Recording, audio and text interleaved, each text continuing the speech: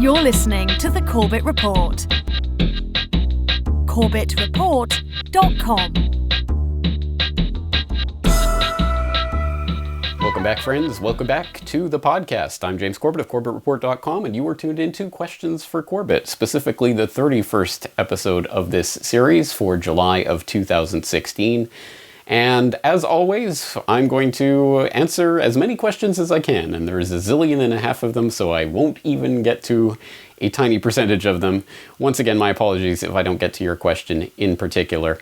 As always, there are many, many different ways to get your questions in. Of course, you can submit them via Twitter using the QFC hashtag. You can submit a video question on YouTube or Vimeo or any other platform. Just send me the link.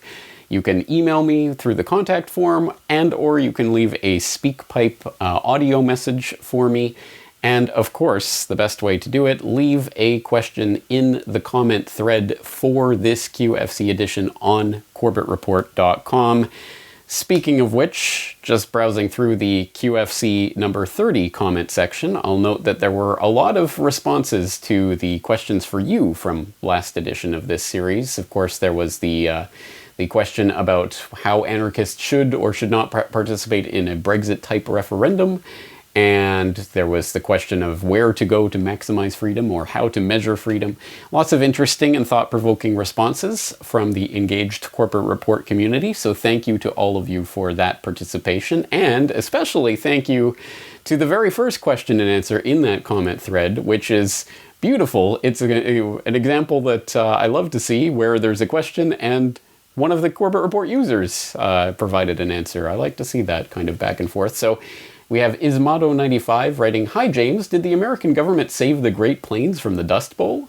This is the narrative we learned in American high schools, and I'm a bit skeptical of it because it supports the idea that the government is able and responsible for fixing environmental catastrophes. So did better farming techniques from the government and planting of trees cure the Dust Bowl, or is there something more to it? Thanks." And JHN Small 6 provided an answer, no, after 40 years of attempting to reverse or correct the damage done, the agency created reported that they only had a 60% success. Congress taught the bureaucracy that failure is the way to succeed.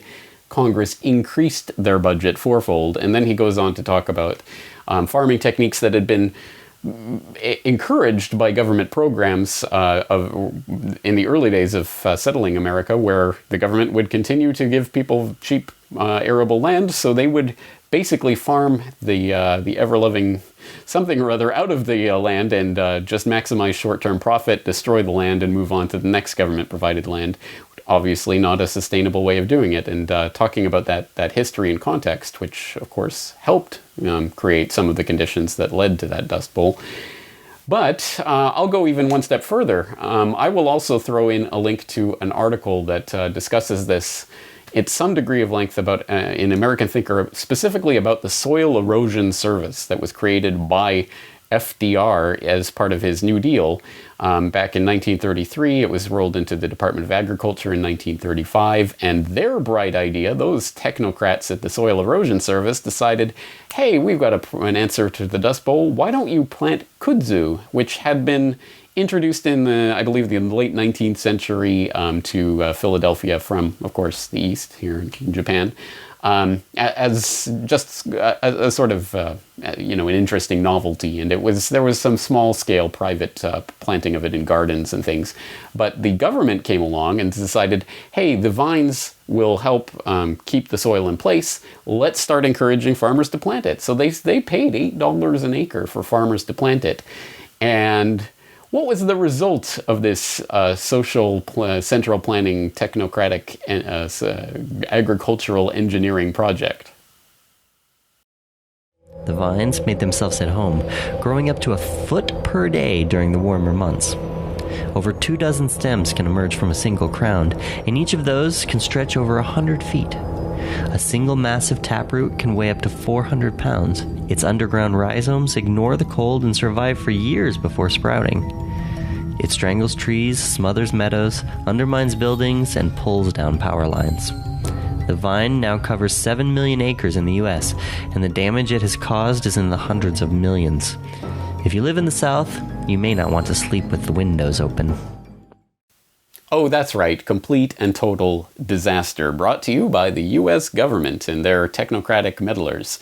Yes, just to put that in perspective with some numbers, there is now 10,000 square miles of kudzu overgrowing, mostly in the south of the United States, but it's spread to other areas as well.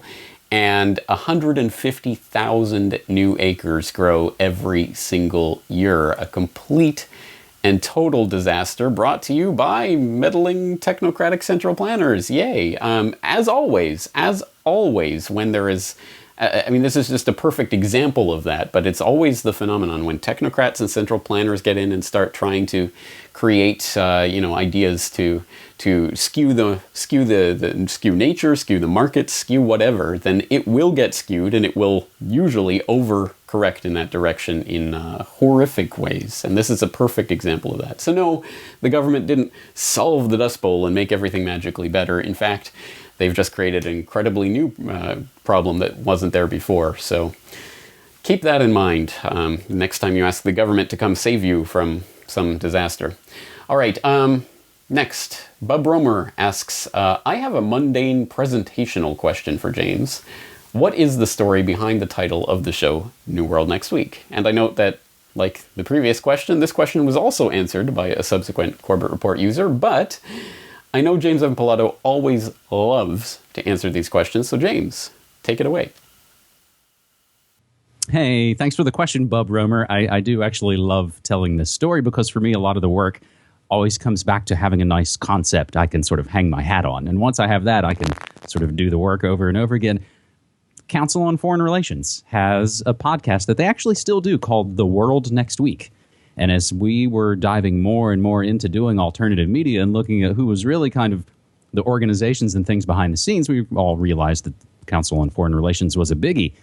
And they had a podcast. So in thinking of a name for our show, I don't know, it must have just been the light bulb over my head, and I was following a lot of podcasts at that point. And I'm always trying to think of band names and interesting project names, of course, Food World Order and Cyberspace War and all the funny names that I have for Media Monarchy. New World Next Week is just a play on the title of the Council on Foreign Relations podcast, The World Next Week. And even the album art, which we'll still have associated with some of the podcasts and some of the audio versions of New World Next Week, is a mock-up I did on my own that, again, is a parody of the Council on Foreign Relations podcast album art, where we just kind of adjusted some of the things. And again, it's a parody, it's a satire. I know by this point, almost 7 years on, they have to be aware of us, but I've never had anything sort of sent to me. Council on Foreign Relations has yet to block me on Twitter, which sometimes I'm actually surprised about as much as I tag them and comment about their workings. But that is pretty much the simple answer. And yes, it rolls off the tongue really well. And for like a lot of things, once you kind of hear that, and for me, whether it was Media Monarchy or New World Next Week, it has that sound. And it has that sound that I knew resonated with me. So I figured hopefully it would resonate with other people as well. And so far, so good. It has. So thanks again for the question, Bub Romer. All right, thank you, James, for helping out with that. Moving right along, AB33 wrote in an email to ask, I'm curious as to whether the US DoD and the intelligence apparatus have separate black budgets. There are a whole gang of numbers floating around, 50 billion, 53 billion, 60 billion, intentionally obfuscated, no doubt. All right, well, I'll put a specific number on it via Ed Snowden, so it must be true, right? Yes, back in 2013, Snowden reported that from documents that came supposedly from Snowden, it was reported that when you add it all up, it's $52.6 billion, the black budget for the U.S. intelligence community generally. And the actual document that this comes from is this 170-page document that the Washington Post printed I think they redacted it to the point where it's only 10% of the original document, but they provided some charts that they constructed from the information. So trust them, guys. 52.6 billion.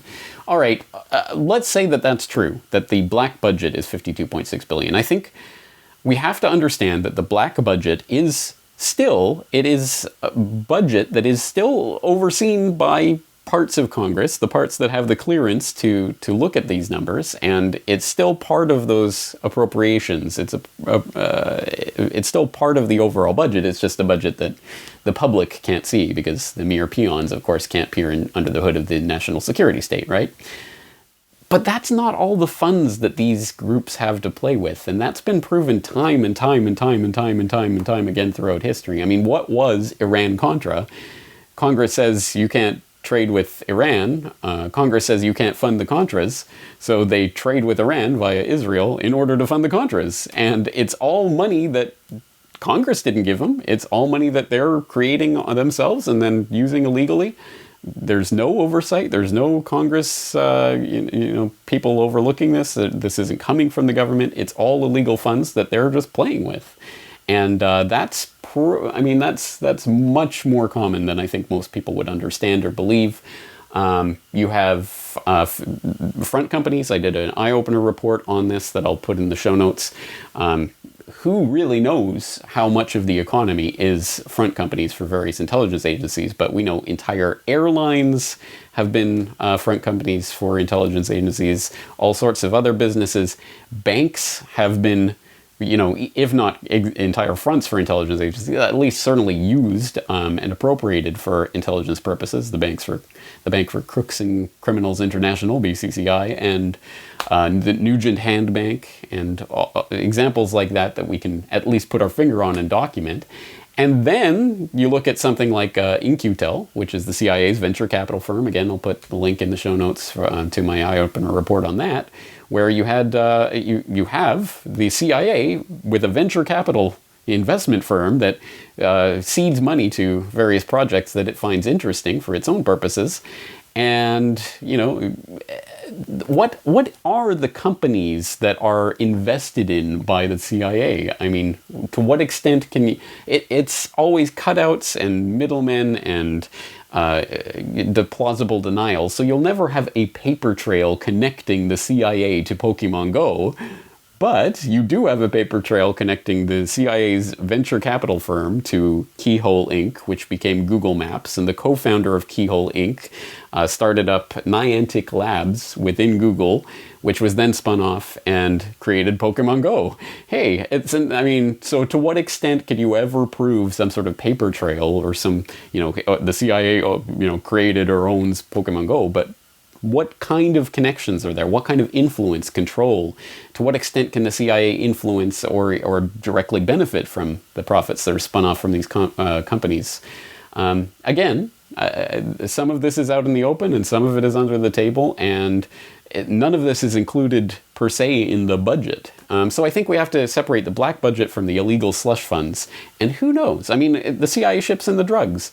They get the money from all sorts of shadiness like that is not calculated. And here's the thing, I don't think anyone on the planet, no one, I doubt, truly knows the number, because there are compartmentalization, there are different operations going on that, the left hand doesn't know what the right hand is doing. People within the agency generally don't know what the person next to them, metaphorically or literally, is doing, what they're working on, because they don't have clearance for it. So there's all these different compartments within these intelligence agencies that can hide their budgets in different ways. So I don't think anyone has the number. But I can guarantee you it's more than that $52.6 billion that Snowden supposedly leaked. All right, let's move on. We have this question in from Laszlo. He writes, what is your view on the destruction, or at least the dilution, of the traditional Western culture through the forceful introduction of Islamic refugees? And what consequences do you foresee? Are we doomed to have a major clash of cultures between the traditional Christian Western culture on one side and the Islamic culture on the other side? Good question. Clash of cultures. No, that doesn't sound quite right. Clash of civilizations. That's right. Where did I hear that? 23 years ago. Oh, that's right, our good friends at the Council on Foreign Relations. Foreign Affairs, Summer 1993. The Clash of Civilizations? By Samuel P. Huntington. The next pattern of conflict, World politics is entering a new phase, and intellectuals have not hesitated to proliferate visions of what it will be. The end of history. The return of traditional rivalries between nation-states, and the decline of the nation-state from the conflicting pulls of tribalism and globalism, among others. Each of these visions catches aspects of the emerging reality. Yet they all miss a crucial, indeed a central aspect of what global politics is likely to be in the coming years. It is my hypothesis that the fundamental source of conflict in this new world will not be primarily ideological or primarily economic. The great divisions among humankind and the dominating source of conflict will be cultural. Nation-states will remain the most powerful actors in world affairs, but the principal conflicts of global politics will occur between nations and groups of different civilizations. The clash of civilizations will dominate global politics. The fault lines between civilizations will be the battle lines of the future. Conflict between civilizations will be the latest phase in the evolution of conflict in the modern world. That's right. Foreign Affairs, the journal of the Council on Foreign Relations, published Samuel P. Huntington's landmark essay in 1993, 23 years ago. The Clash of Civilizations developed into a book in 1996, which became one of the key filters, key ways that foreign policy planners have been looking at the world in the post-Cold War era, well, for the last couple of decades. And yes, once again, the Council on Foreign Relations, and just to put it in perspective, who's Samuel P. Huntington? Not only was he an insider in the National Security Council in the Carter administration, but he made his name back in the 1960s, I think 68, writing, again, in Foreign Affairs for the CFR, with a wonderful strategy for isolating the Viet Cong in South Vietnam by getting the South Vietnamese rural population into the cities. And how do you drive them into the cities? Carpet bombing and defoliating the countryside. Oh, napalm. I love the smell of napalm in the morning, wrote Samuel P. Huntington in the 60s, and he became... well, that set him on his path to academic superstardom, and the culmination of it was the Clash of Civilizations. Yes, how amazingly predictive that narrative has become. Or is it one of those self-fulfilling prophecies? My money is on the latter. We have to understand what is happening now with the craziness, with all these terror attacks and everything. We have to understand this as part of an engineered conflict. This conflict has been engineered. Really, you can look for at least a century of history, and you can look at the creation of radicalized Islamic groups, the fostering, the funding, the protection, the arming, the training of these groups. Not just the famous example or the infamous example that I'm sure we all know by now, that Osama bin Laden was the CIA's golden boy back in Afghanistan in the 80s when he was fighting those damn Ruskies. It's not just that. The history is much wider, broader, deeper than that. Go look at the origins of the Muslim Brotherhood. Go look at the creation of Hezbollah. Go look at the creation, of course, of Al-Qaeda, ISIS. Again, time and time and time again, the most radicalized elements are being supported, fostered, funded, taken care of. And we see a microcosm of that in the 28 pages, which, obviously has its own reservations, but still, that's the idea that the US government, highly in bed with these people who are funding radical terrorism. Again, the terrorists are really the ones in government. So, again, we have to understand that. And again, it's not even just the funding of the radical Muslim groups, it's also the destruction of any alternative. Look at Nasserism, and how that was Pan-Arabism, how that was ultimately undermined and destroyed and eradicated, because that is the real threat to the globalists, who of course want the radical Islamic side of this, that they can plop into that equation to make a clash of civilizations. Why make a clash of civilizations? It's a further rung up the ladder of centralization. It's not just, principalities. It's not just nation states. Now it's entire civilizations are warring with each other. The collective grows larger and larger with each iteration of this dialectic until eventually you've got the big clash of, whatever two major powers, however that's divided up into whatever kind of regional blocks. And either you have some sort of 1984-ish, war with East Asia. We were never at war with East Asia, in which it's all just, showing games to basically not placate the public, but keep the public in fear, or ultimately the unveiling of the one world government to save us from this, this horrible clash that's taking place. Either way, that is the end goal of this clash of civilizations. So here's the news flash. All of these terror events and everything have to be seen as engineered products of that clash of civilization that has been engineered into place for a century or more. And until and unless we truly internalize that, then there is no way to win the rigged game. If you take sides in a rigged game, you're going to lose either way. Or the game is going to play out exactly the way the person who rigged it wants it to play out. And that's, of course, we know where the globalists want to take this. So the way not to play this game is not to give into the collectivism, the collectivization, the subsuming of your identity in some sort of civilization, like because you were born here or because you are this person, that you now subsume the entire, you reflect the identity of an entire civilization, and that is reflected in you. That collective mindset is the basis of the clash of civilizations, and that's the reason they want to get you further ensconced in their system. The way to get out of that, again, bring it down to individualism, getting away from collectivism. And of course, people are going to come back when you start talking about that with the straw man about, individual isolation, everyone's an island. That doesn't work with modern society. That isn't what individualism means. It means that there is no utilitarian ethic that says the greater good. There is no subsuming of your identity, who you are as a human being. You specifically are not a civilization. You're not tied into a billion people because of where you were born or anything of that sort.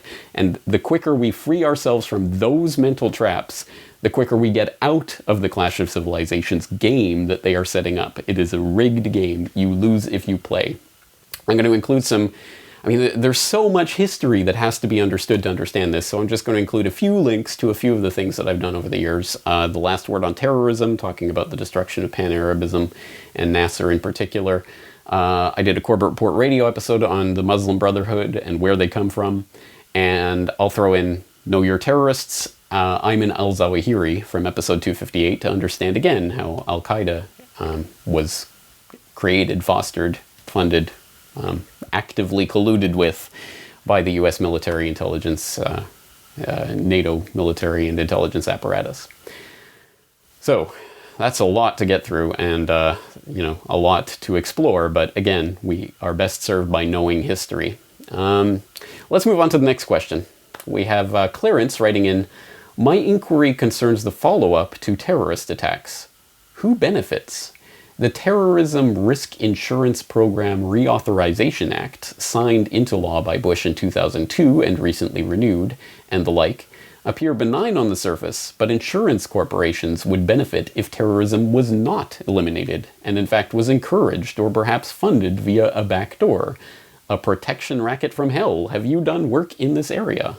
Well, you're in luck, Clarence. Yes, I have. The most obvious thing that I would point you to is my documentary on the 9/11 money trail, 9/11 Trillions, Follow the Money. Yes, talking exactly about this idea. Insurance was one of the aspects of one of the many scams that were taking place on 9/11, and one of the ways that was essentially a heist, ultimately of the trillions of dollars. But anyway, yes, clearly there are financial interests in these types of things, and it's not just reflected specifically in 9/11. Obviously, there's a bigger picture here, one that comes into view when you start taking a look at some of the other pieces of this puzzle. Let's look at a New York Times article from July of 2003, headlined, Pentagon Prepares a Futures Market on Terror Attacks. It reads, quote, the Pentagon office that proposed spying electronically on Americans to monitor potential terrorists has a new experiment. It's an online futures trading market, disclosed today by critics, in which anonymous speculators would bet on forecasting terrorist attacks, assassinations, and coups. Traders bullish on a biological attack on Israel or bearish on the chances of a North Korean missile strike would have the opportunity to bet on the likelihood of such events on a new internet site established by the Defense Advanced Research Projects Agency.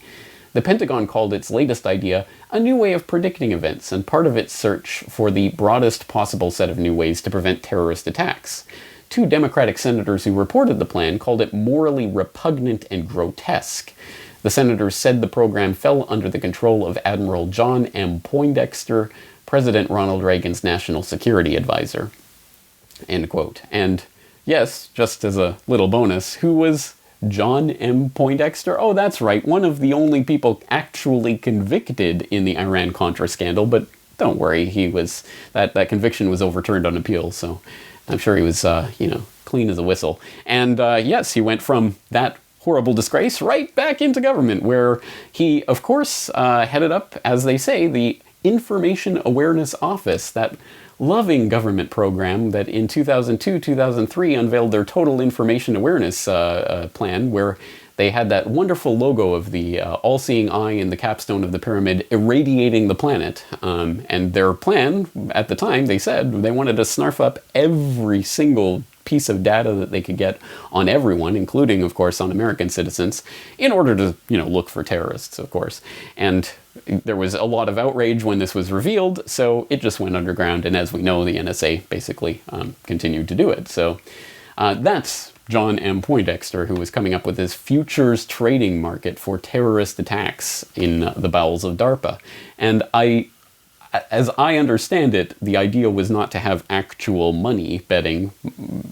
As far as I understand, it was, it was like a fantasy stock market thing where people could bet. And as far as I understand, but who knows, maybe. And in real life, essentially, this is what really happens. If you do know about a terror attack, then you can, say, double insure your building for, just to make sure. How much was the New Jersey Port Authority insuring the WTC towers for? Let's insure it for 3, 4, 5 times as much. Why not? And let's make sure to write into the clause that if these buildings get completely destroyed through some horrible catastrophe, that I can rebuild on them and capitalize on more retail space. Sound familiar? Yes. So this, I think, really does happen. There really are financial interests in terrorism, and as we know, the terrorists are in government, so if you know what's coming, you know how to profit from it. And never, ever, ever forget what CIA operative Robert Baer told We Are Change back in 2008. Last thing I would leave you with is National Reconnaissance Office was running a drill. A plane crashed into their building, and they're staffed by DOD and CIA. I know the guy that went into his broker in San Diego and said, "Cash me out. It's going down tomorrow."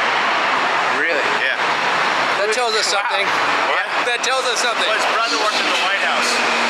And when you say that Remind me again why the same U.S. government that would capture and torture people like Abu Zubaydah and others on flimsy, if no evidence whatsoever, wouldn't do anything to even ask someone like Robert Baer, hey, who is that guy who cashed in the day before 9/11? It's just, that is so absolutely mind-blowing. Because either Robert Baer was flat out lying, which, hey, maybe he was, but that's a pretty bizarre lie to say. And the fact that, as far as I know, no one has ever asked him about this. No one has ever questioned this CIA operative who says he knew the guy who cashed out the day before 9/11. That's pretty amazing, don't you think? Apparently no one thinks so. All right, well, if hey, anyone in the audience, if you know Robert Baer or a way to get in touch with him, why don't you ask him about that? Maybe just find out if he knows, the guy who knew about 9/11 the day before. That might be something people might want to know about. Utter insanity. Complete insanity. It boggles my mind that Robert Baer isn't being interrogated right now. But anyway, all right. Okay, let's move on. Alex writes, why are you not on Facebook? It is one of the biggest social media outlets. I'm a huge fan. Never heard somebody so informative in such a small amount of time, i.e. show length. Why am I not on Facebook? And by the way, just once again, clarification, I'm not on Facebook. So if you think you are interacting with me on Facebook, newsflash, you're not. I'm not on Facebook. So I know there are fan pages or something, but it has nothing to do with me, literally nothing.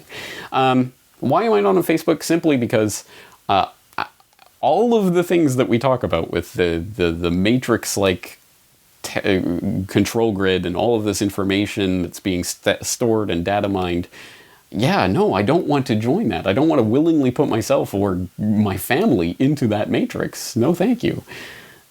Now, having said that, here I am on YouTube. Here I am on Twitter. You know, I mean, I make use of these social media tools as tools because that's where the majority of people are, and I am doing this as an outreach to people, especially to people who would be the types of people who would just use these services without thinking about them. So, you know, I draw the line at Facebook. Why Facebook?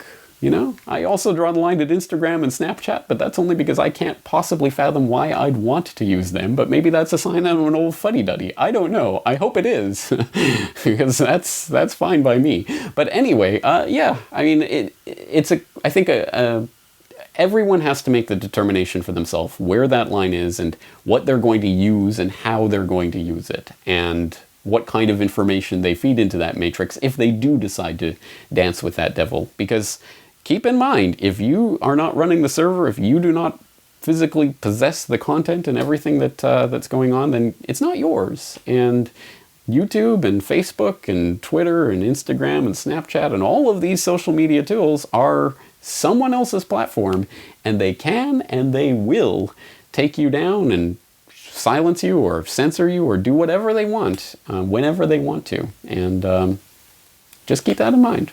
And purges have already happened, and purges will continue to happen in the future. As I said before, the revolution will not be YouTube. You might want to rewatch that video. So anyway, that's why I'm not on Facebook and never will be.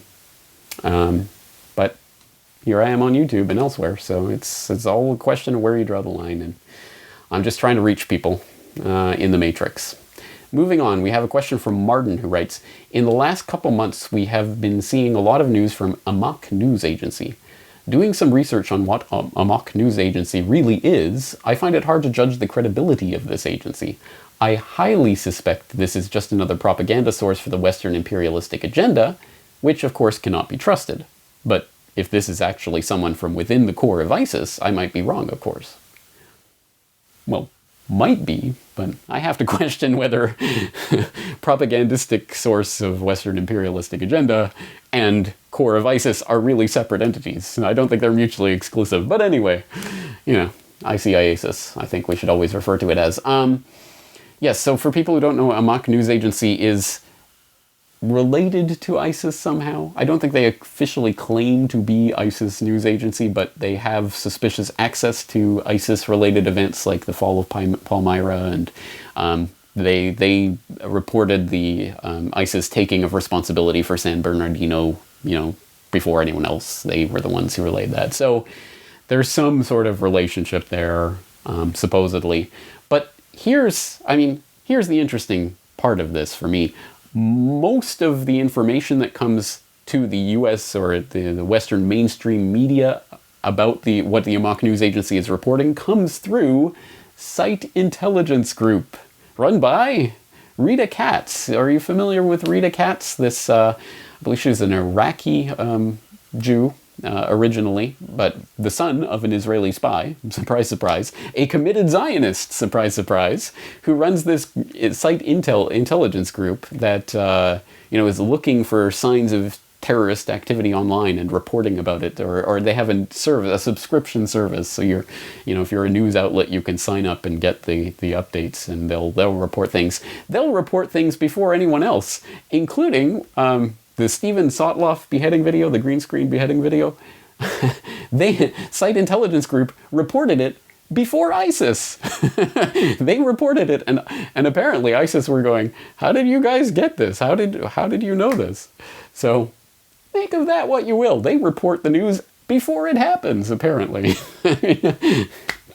So anyway, anything to do with Site Intelligence Group and anything they touch is highly suspicious, at the very least. So I would be very, very careful about anything that's coming through them, And since most of a mock news agency's information in English and in the Western press comes through site intelligence group, I mean, there has to be some questions raised. But I don't know the specific details about a mock news. I don't have any inside sources or know any of the specific history of it. If anyone does, share it. We'd be interested to hear. All right, let's move along to an audio question that was sent in by Ash.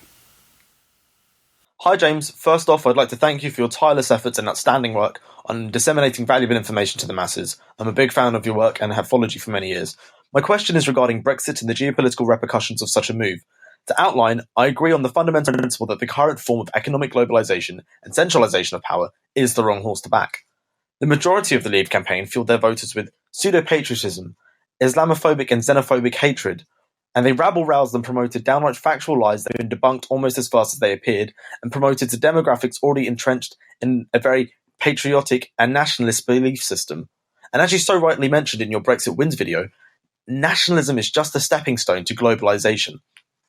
Now that the exit goal has been tentatively achieved, and the hard-right nationalist views are becoming more pronounced across the UK and Europe due to migration refugee issues, we have people like Nigel Farage of the UKIP party and Boris Johnson of the Conservative Party, big heads in the Leave campaign, subtly hinting about creating a new economic alliance with the Commonwealth, almost as if to make London and the UK the new Brussels, Belgium.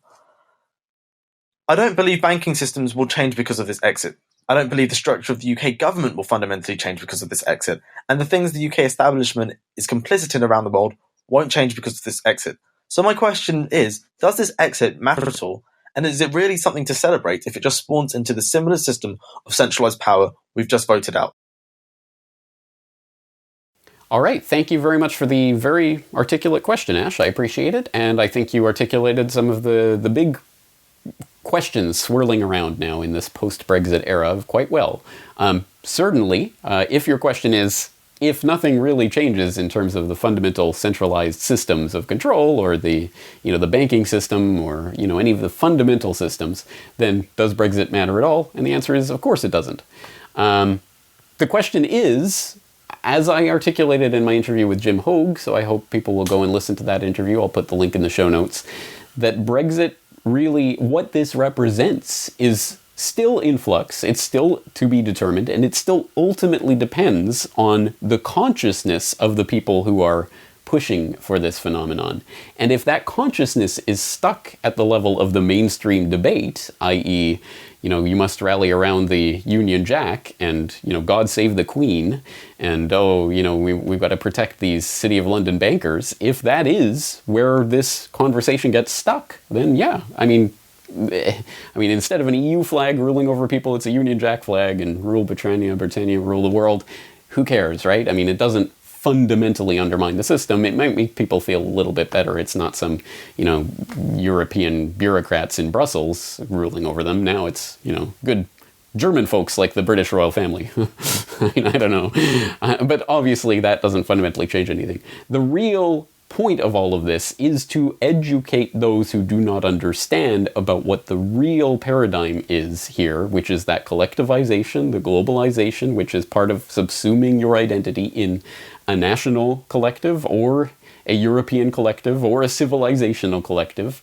That is the enemy. That is globalism. That is what they want. They want the collectivism, the collective identity, and people to collectively rally around a flag. And, at the end of the day, it doesn't matter what flag people rally around if they're still rallying around it. No. So it has to be about the consciousness of the people. And if people will not abide by and participate in and allow the system to continue as it does, then it cannot function. It cannot function without our participation, our willing participation. And since people are trapped in the mindset of, well, of course, we need the government in Westminster. We need that government ruling over us. And of course, we need the Queen at the top of it. It would be chaos and anarchy if we didn't have that, right? If that's the mindset people are stuck in, then the conversation itself becomes stuck. So decentralization, that's the only answer here. And Brexit as a step towards that decentralization could be a good thing. But if it gets stuck at that stage, then it doesn't really accomplish the end goal. And it's all for naught. So again, I hope people will go and listen to that Jim Hogue interview, where I think I articulated that fairly well. And so I guess on a similar note, since we're talking along these lines, I had a question in from Nick on my recent Hillary Clinton is a threat to all of humanity video. He writes, James, are you a Trump supporter?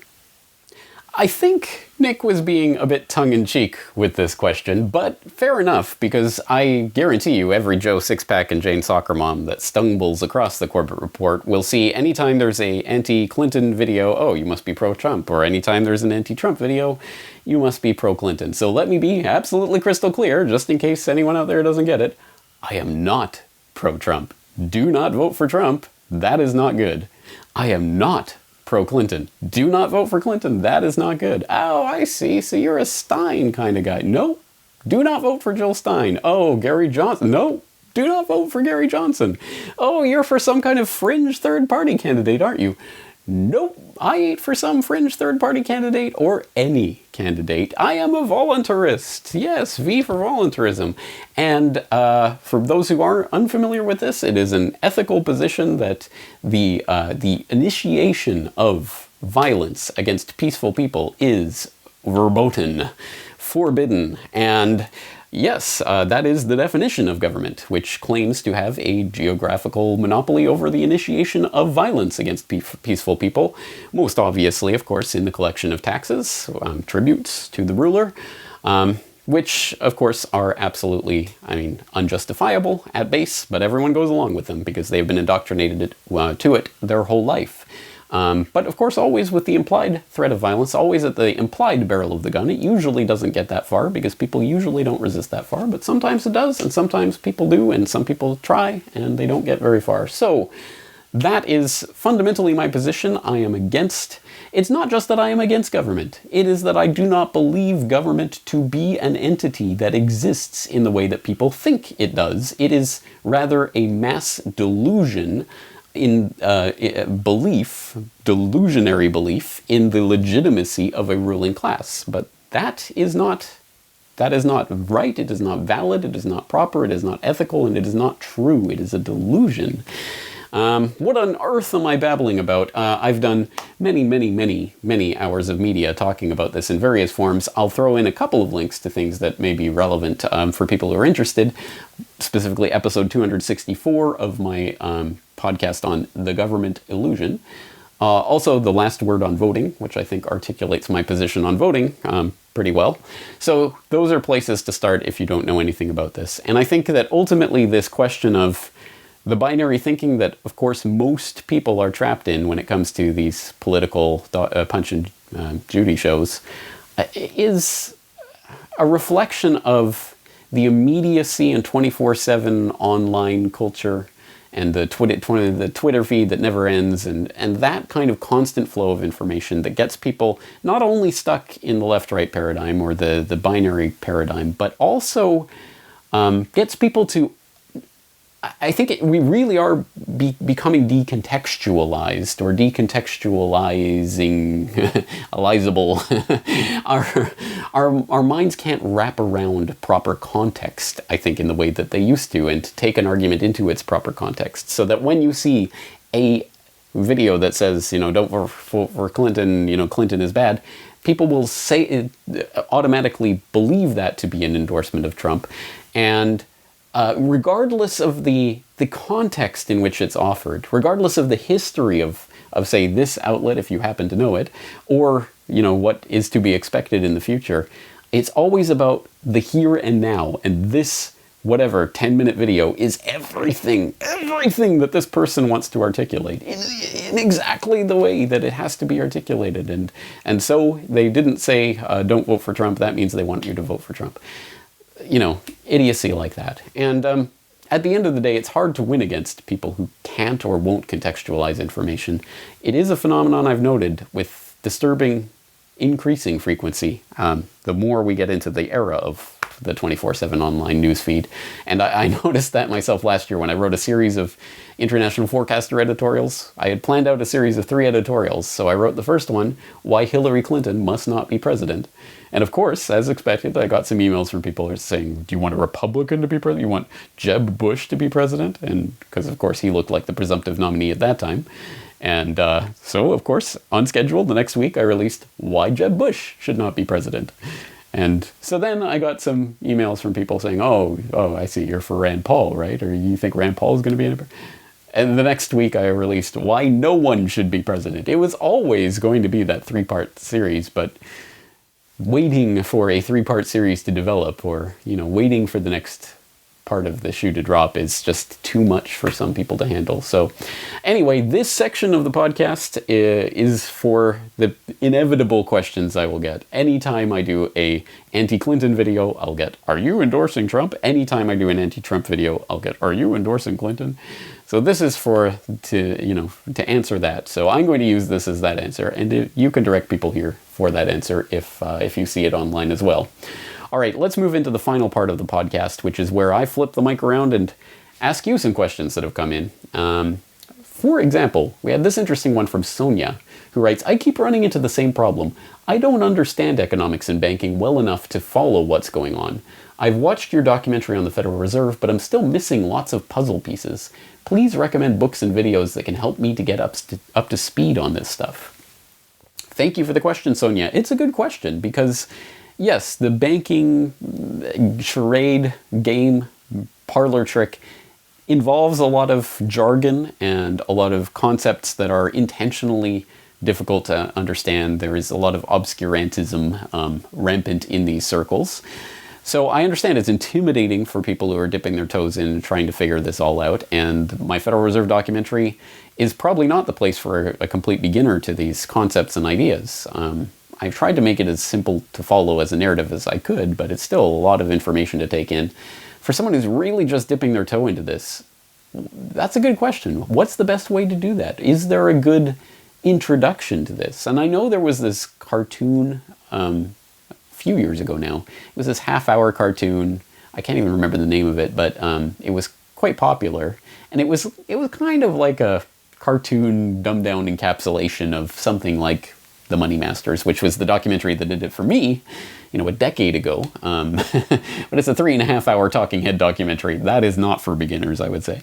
So this cartoon video was quite popular, but I didn't really like it. I thought it dumbed it down too much, and it relied on too many of those fake quotations that get bandied about. Oh, Andrew Jackson said blah, blah, blah. Thomas Jefferson said blah, blah. No, they didn't. Look it up. They didn't.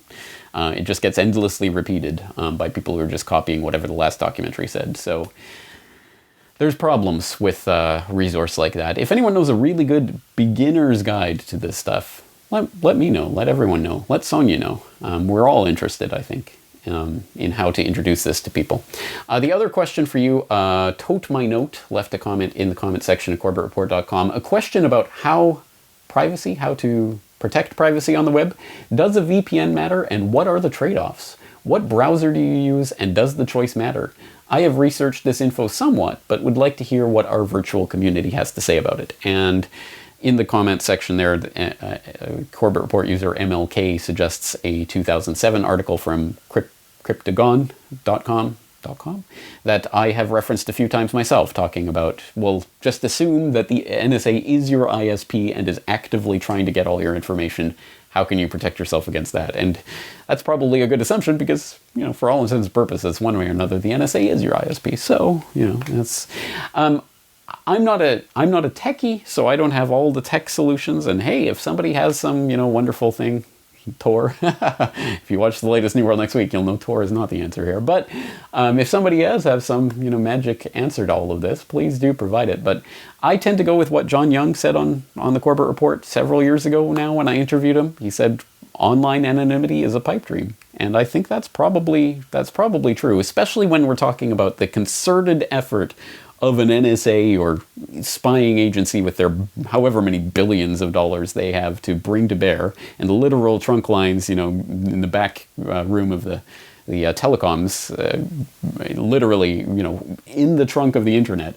if they really want to get some information, I'm going to guess that they're going to have a way to do that. Encryption is still a good idea, if only to protect yourself from everyday hackers and less sophisticated hackers. But again, I think if the NSA or whoever really wants in, they're probably going to find a way in. Maybe I'm just being pessimistic. Maybe someone out there has a real solution. I'd love to hear it. I'm sure everyone else would too. And I think we're going to wrap it up there. Again, millions of questions. It's too many questions. And I am just answering the ones that I think I can, hit out of the park. But please, if I didn't answer your question, please send it in again. And we'll do this all again next month. Until then, or until the next time I talk to you, thank you for tuning in. Take care.